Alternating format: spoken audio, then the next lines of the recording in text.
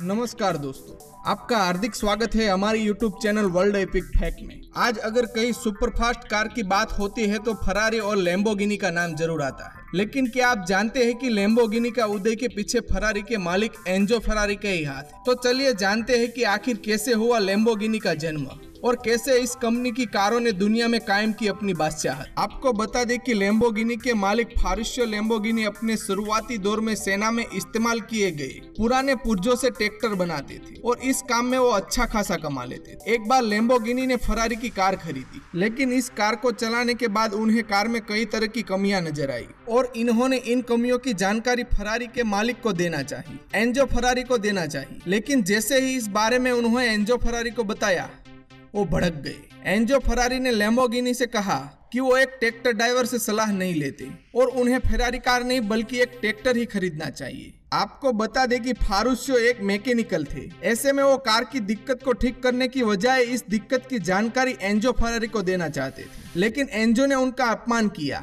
जिससे वो काफी आहत हुए और उन्होंने उसी दिन ठान लिया कि वो अब खुद की फास्ट कार बनाएंगे जो फेरारी को टक्कर देगी। फारुशियो के दिमाग में फास्ट कार बनाने का पूरा प्लान तैयार था और उन्होंने अपनी इस काम पर काम शुरू कर दिया और उन्होंने महज कुछ महीनों की मेहनत के बाद अपनी पहली स्पोर्ट कार तैयार कर ली। अपनी पहली कार 350 जीटी करने के लिए लैम्बोर्गिनी ने फेरारी के एक पुराने इंजीनियर और 2 युवा इंजीनियरों को काम पर रखा और सबकी मेहनत से आखिरकार एक धाकड़ कार बनाकर तैयार हुई। आपको बता दें कि 350 जीटी में V12 इंजन लगाया था, बेहद ही ताकतवर थी। साल 1963 में लैम्बोर्गिनी की एक कार बनकर तैयार हुई। साल 1964 में लैम्बोर्गिनी की कारों की बिक्री शुरू हो गई और इस कारों को खरीदने के लिए लोगों के बीच होड़ मच गई थी, क्योंकि यह एक ऐसी कार थी जो फेरारी को टक्कर दे रही थी। आपको बता दें कि लैम्बोर्गिनी ने ऐसी 120 कारें बनाई थी। यह कार एक 2 सीटर लग्जरी स्पोर्ट कार थी। इस कार का मॉडल लोगों को इतना पसंद आया कि लोगों ने इस कार कंपनी पर भरोसा करना शुरू कर दिया। इस कार के लॉन्च होने के कुछ समय बाद ही लैम्बोर्गिनी ने इसका नया मॉडल 400 जीटी बनाया